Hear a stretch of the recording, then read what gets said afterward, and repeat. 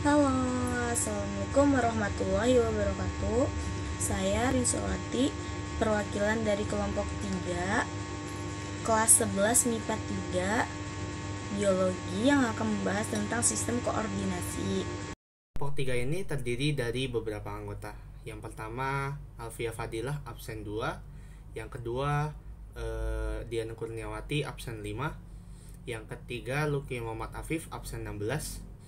Yang keempat, Mita Maulani, absen 18.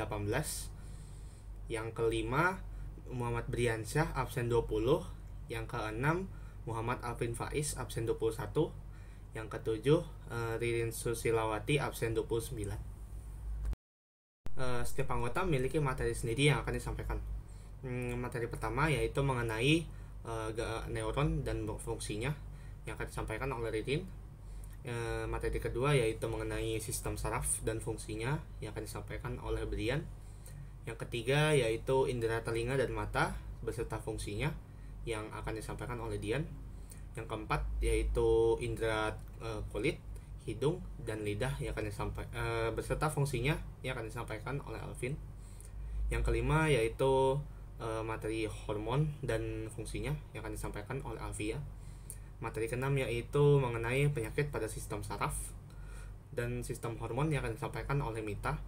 Yang ketujuh yaitu gangguan atau penyakit pada alat indera manusia yang akan disampaikan oleh Luki.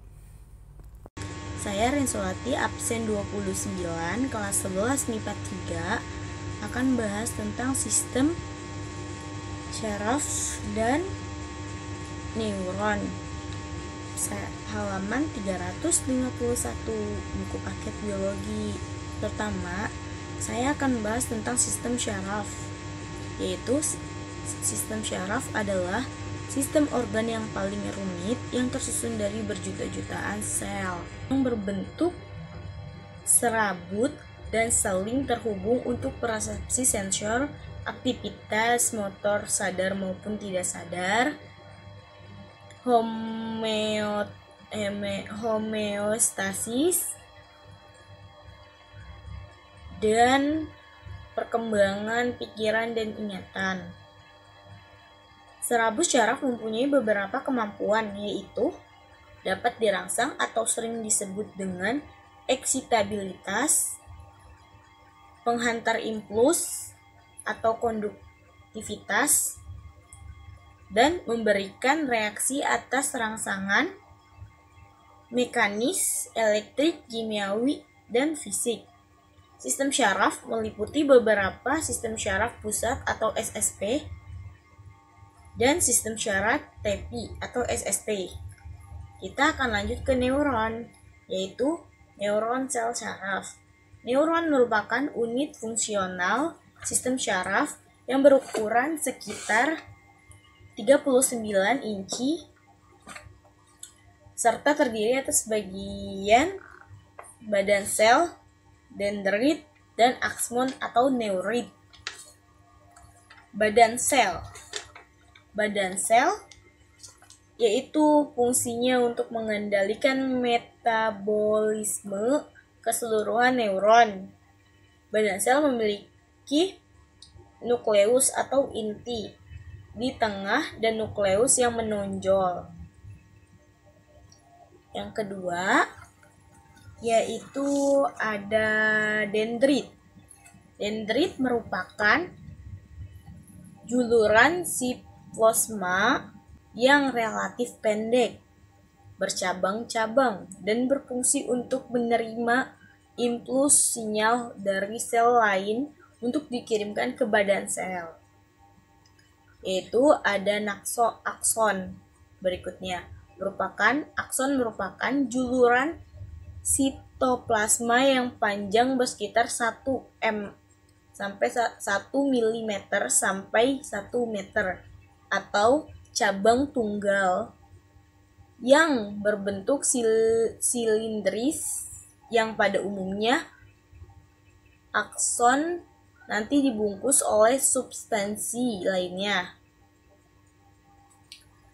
Neuron tidak membelah secara mitosis ya teman-teman, tetapi Serabutnya dapat bergenerasi jika badan selnya masih utuh. Jika akson mengalami kerusakan berat, maka neuron 5 lapisan sel melakukan pembelahan mitosis untuk menutup lukanya. Nah, teman-teman, ini kalau kalian punya buku biologi seperti ini ada gambarnya ya.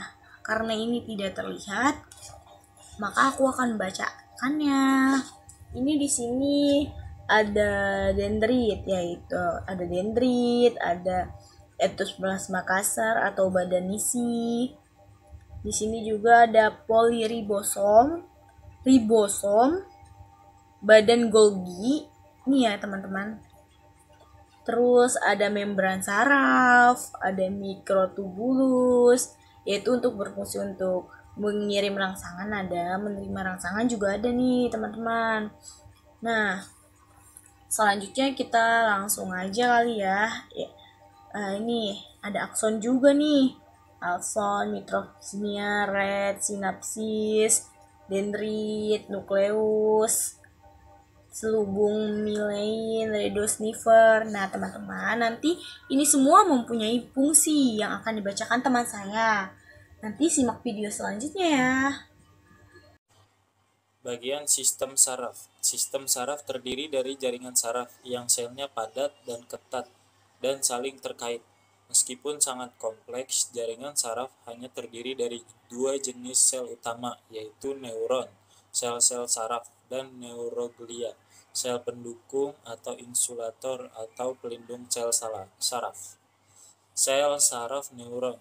Neuron adalah sel-sel yang sangat kompleks. Meskipun sangat beragam strukturnya, semua sel saraf mempunyai badan sel yang fungsinya sangat penting dalam kerja sistem saraf. Neuron terdiri dari beberapa bagian, yaitu badan sel. Badan sel disebut juga soma. Walaupun sangat beragam, ukuran diameternya yaitu dari 5 sampai 140 meter. Namun, semua sel saraf hanya memiliki satu inti sel yang dikelilingi oleh sitoplasma. Kandungan sitoplasma pada sel saraf tidak berbeda dengan sel-sel lain pada umumnya. Badan sel merupakan tempat proses dari impuls yang diterima oleh ujung-ujung saraf. Badan sel banyak terletak di sistem saraf pusat, namun badan sel yang disebut ganglia tunggal atau ganglion terletak di sepanjang sistem saraf tepi. Dendrit. Kebanyakan dari sel saraf memiliki banyak dendrit yang merupakan perpanjangan atau percabangan dari badan sel. Dendrit seperti halnya ranting pada pohon yang merupakan percabangan dari dahan pohon. Organel-organel yang terdapat pada badan sel juga terdapat di dalam dendrit. Dendrit berfungsi sebagai penerima rangsang, memperluas area untuk menerima sinyal dari sel saraf lain. Dendrit juga berfungsi untuk menghantarkan sinyal ke badan sel. Akson. Setiap sel saraf hanya memiliki satu akson yang memanjang dari daerah berbentuk kerucut pada badan sel. Akson diselubungi oleh selubung mielin. Akson berfungsi untuk mengantarkan rangsang dari atau ke badan sel. Fungsi saraf neuron. Neuron sensorik. Neuron ini berfungsi untuk menghantarkan impuls listrik dari reseptor pada kulit organ indera atau saraf organ internal ke central nervous system. Neuron motorik ini berfungsi untuk menyampaikan impuls dari central nervous system. Interneuron. Neuron ini berfungsi menghubungkan neuron sensorik dan motorik. Bagian saraf neuroglia. Astrocytes. Seperti namanya, sel ini berbentuk seperti bintang sehingga memiliki banyak percabangan. Astrocytes berfungsi untuk mengatur ekstraseluler neuron. Mikroglia. Mikroglia merupakan sel pendukung yang ukurannya paling kecil namun jumlahnya melimpah di central nervous system. Sel ini bersifat fagosit yang memakan mikroorganisme pengganggu dan sel-sel saraf yang telah mati. Ependima. Ependima terdapat pada ventrikel. Saya akan menjelaskan beberapa struktur yang ada pada bola mata atau mata. Jadi di sini ada kornea, itu yang berfungsi sebagai jendela dan jalan masuknya cahaya ke dalam mata. Dan ada juga bilik mata depan yang berisi cairan aqueous, humor yang membantu membawa nutrisi ke jaringan mata. Dan ada sklera yang di dalamnya terdapat otot yang menempel guna menggerakkan mata yang menempel pada sklera. Dan di sini juga ada iris dan pupil yang berfungsi mengatur sejumlah cahaya yang masuk ke mata dan menyesuaikan dengan bukan pupil. Dan lensa berfungsi sebagai membantu memusatkan cahaya dan gambar pada retina. Koroid dan konjungtiva. Koroid berfungsi untuk memasukkan darah dan nutrisi ke retina dan ke semua struktur lainnya pada bagian autonomi mata. Konjungtiva adalah lapisan tipis jaringan yang menutupi seluruh bagian mata yang posisinya di depan kecuali untuk kornea. Badan vitreous adalah zat seperti jeli yang mengisi bagian dalam dan bagian belakang anatomi mata. Retina dan syaraf optik. Sel di retina bisa mengubah cahaya masuk menjadi impuls listrik. Makula berfungsi untuk memberikan penglihatan detail yang paling tajam di mata. Kelopak mata. Kelopak mata berfungsi membantu menjaga kesehatan mata dengan melindungi kornea dari paparan benda-benda asing seperti infeksi, cedera, serta penyakit-penyakit yang lain. Saya juga akan menjelaskan 3 struktur yang ada pada telinga, yaitu telinga bagian luar adalah fungsinya untuk mengumpulkan suara dan menyalurkan ke saluran telinga yang merupakan jalur yang mengarah ke telinga tengah. Telinga bagian tengah adalah suara yang masuk akan menghantam genang telinga dan membuatnya bergerak. Telinga bagian dalam. Koklea yang berbentuk seperti siput yang bertanggung jawab mengubah getaran dari telinga tengah menjadi sinyal syaraf. Sinyal-sinyal ini kemudian berjalan ke otak di sepanjang syaraf koklea, yang juga dikenal sebagai syaraf pendengar. Terima kasih. Assalamualaikum warahmatullahi wabarakatuh. Saya Muhammad Alvin Faiz dari kelompok 3 ingin melanjutkan hasil presentasi. Saya akan membahas tentang bagian dan fungsi dari kulit, hidung, dan lidah. Kulit berfungsi untuk melindungi jaringan organ tubuh dalam. Kulit menjaga jaringan tubuh dari patogen yang ada di lingkungan luar tubuh, menjaga cairan dalam tubuh dan dari penguapan. Kulit mencegah cairan dalam tubuh menguap secara berlebihan. Kulit berfungsi sebagai tempat penyimpanan lemak dan air. Kulit mencegah air melarutkan vitamin, berfungsi sebagai organ sensorik. Kulit membantu tubuh mendeteksi suhu, tekanan, sentuhan, hingga rasa sakit. Kulit membantu tubuh untuk mengatur suhu agar suhu tubuh tetap normal.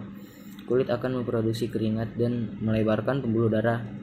Vitamin B bisa diproduksi di kulit dengan bantuan sinar matahari. Karenanya, berjemur di pagi hari sangatlah baik untuk kesehatan. Kita akan melanjutkan ke hidung. Lubang hidung berperan sebagai pengatur ukuran sesuatu yang bisa masuk ke dalam hidung dan berkaitan dengan rongga hidung. Kedua, bulu hidung. Bulu hidung dapat menahan kotoran sehingga tidak bisa masuk ke dalam sistem pernafasan. Selanjutnya ada septum. Septum hidung itu memisahkan antara hidung menjadi 2, yaitu ke kiri dan kanan, mulai dari lubang hidung hingga bagian tenggorokan awal. Rongga hidung memiliki fungsi untuk meneruskan udara yang masuk ke tenggorokan. Saraf hidung ini merupakan saraf kranial 1 yang memiliki fungsi sebagai reseptor utama dalam indera penciuman. Lalu ada sinus hidung. Sinus hidung memiliki fungsi untuk melembabkan dan menyaring udara. Tulang rawan hidung. Tulang rawan pada hidung adalah bagian yang kuat namun elastis. Pembentuk bagian ujung hidung. Silia adalah bagian bulu hidung yang sangat halus yang berfungsi untuk mengerjakan penyaringan udara dan masuk ke hidung. Selaput lendir pada hidung adalah bagian yang memiliki fungsi untuk menghasilkan mukus atau ingus, sehingga hidung dapat terlindungi dari berbagai jenis kotoran dan bakteri. Nasofaring berperan untuk mengatur tekanan udara dan tuba atau saluran penghubung telinga dengan tenggorokan, dan juga sebagai pelindung dari infeksi oleh tonsil adenoid. Selanjutnya kita lanjut ke lidah. Di lidah tuh ada fungsinya lidah itu adalah sebagai alat pengecap, membantu komunikasi, mengunyah makanan, dan untuk sebagai perantara untuk bantu menelan. Bagian-bagian terdapat dari lidah itu adalah dasar, badan lidah, ujung lidah, dorsum lidah, dan bawah lidah. Yang mana di lidah itu ada katup pangkal tenggorokan, amandel lidah, amandel langit-langit tenggorokan, jendela buntu, celah ujung, sirkumvalet papila, celah lidah, ujung lidah, dan tubuh lidah. Adalah zat kimia yang diproduksi oleh kelenjar endokrin yang mempunyai efek tertentu pada aktivitas organ-organ lain dalam tubuh. Hormon adalah zat kimia yang dihasilkan oleh kelenjar endokrin atau kelenjar buntu.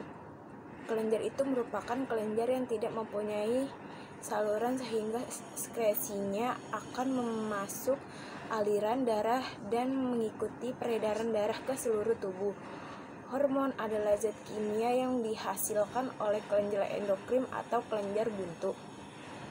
Secara garis besar, fungsi hormon pada manusia utamanya berkaitan dengan pertumbuhan dan perkembangan tubuh, pencernaan makanan, reproduksi, dan fungsi seksual.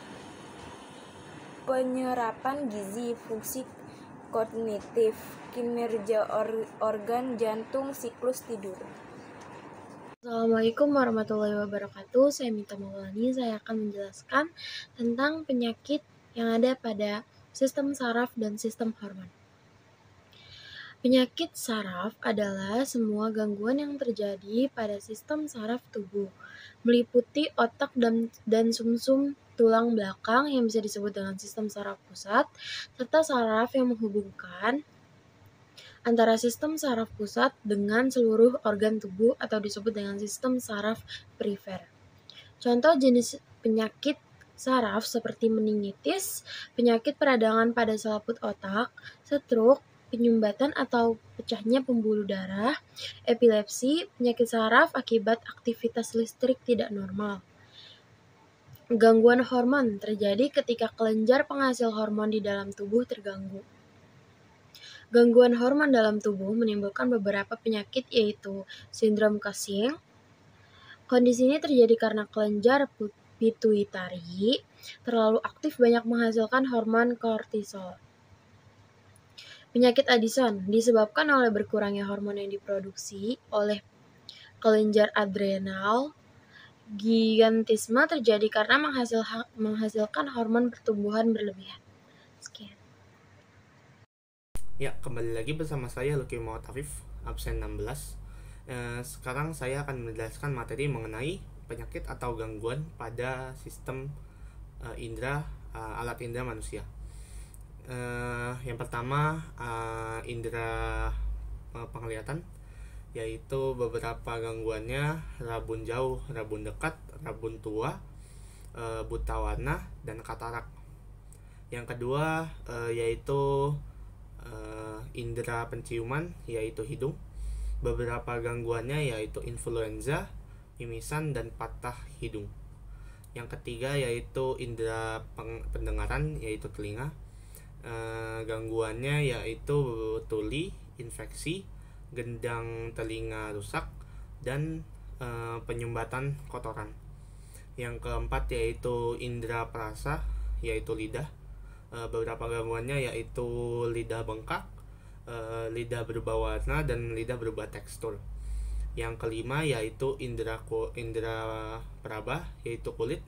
Beberapa gangguannya yaitu jerawat, panu, herpes, dan kudis. Sekian dari saya. Wassalamualaikum warahmatullahi wabarakatuh.